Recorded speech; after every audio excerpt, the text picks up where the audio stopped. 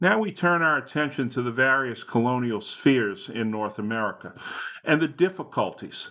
Colonialism was a difficult process. That's the first thing you must understand. To run a colony is difficult. It costs money. At times, it's a money suck on the imperial economy and the economy in the homeland.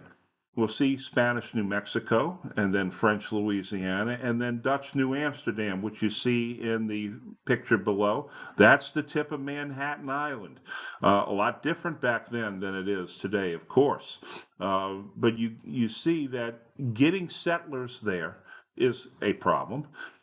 Developing an economy for the colonies is a problem, and then governing the colonies is a problem. And what many of the home countries and their parliaments and their assemblies and legislatures or their monarchs don't quite understand is that the moment a colonist sets foot on that colony and then becomes established, they start to move away from the home country in subtle and then later significant ways, and they become disconnected.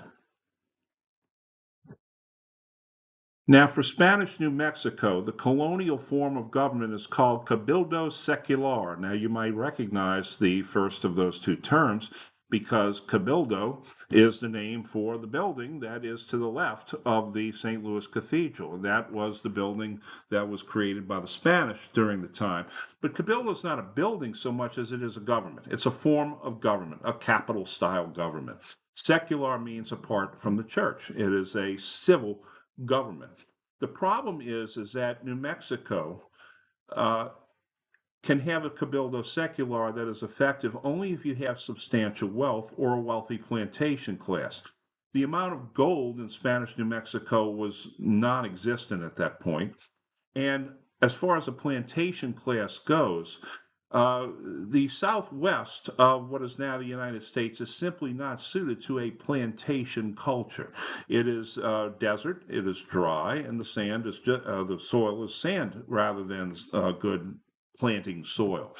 It is suitable to large ranches, which you will have, but that's not a plantation class, and ranches require less work than do plantations, which means less people to employ.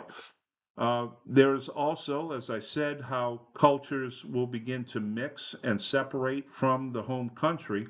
Spanish and Indian cultures begin to intermingle, both ethnically, culturally, and genetically, as they intermarry and interbreed with each other.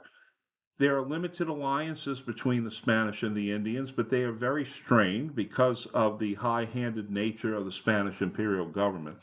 But they do, because of the lack of population, open up New Mexico to other ethnic groups, which is why when you go to places like Santa Fe and Taos, New Mexico, and even Albuquerque, it's not just that general Tex-Mex culture, it is a very diverse culture. Now, when it came to the French and their organization of Louisiana, it was often believed that the French were trying to run a colony not with one arm tied behind its back, but with both tied behind its back. Unlike French Canada, which was a very well established colony, the French court simply did not give the attention necessary to the government of Louisiana. It had very poor governmental organization. It had poor attention from the French court. It also had, shall we say, just the wrong type of colonists. The French have this strange belief that all they got to do is empty their prisons of their criminals and send the soldiers that can't cut it in the regular army to these colonies, and then suddenly they have a colonial population.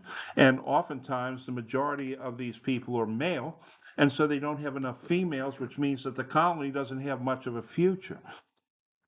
Add to that, those who were supposed to be in charge of the colonial experiment were absentee most of the time. They never even set foot in the colony of Louisiana.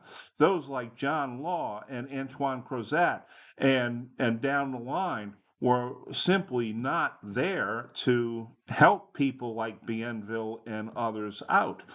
You had, in addition to that, a labor shortage, which then gives rise to the use of African slavery. Now, the French do make a very effective alliance with the Choctaw Indians. The Choctaw Indians in Bienville loved each other tremendously.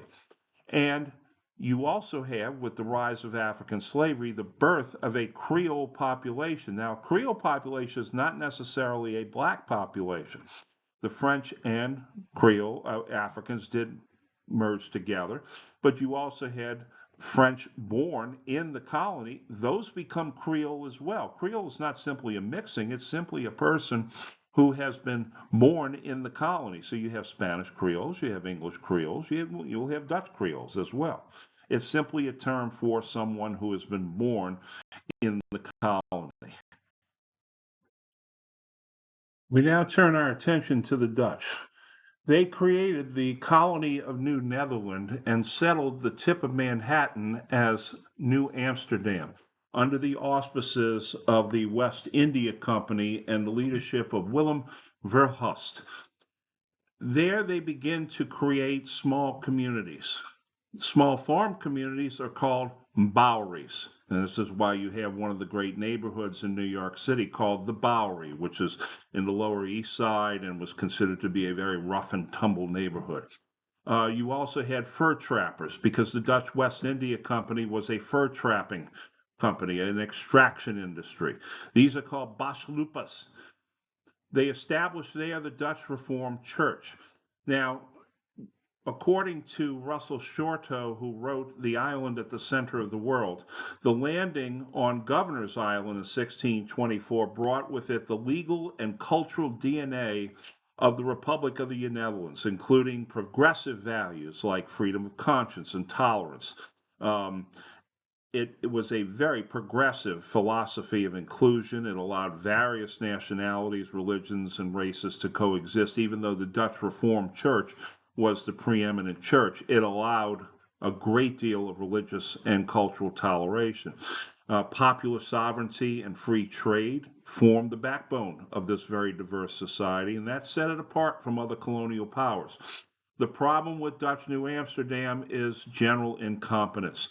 They were simply not suited to governing at this particular moment. And this is going to prove to be the doom of New Amsterdam when the 1660s come around.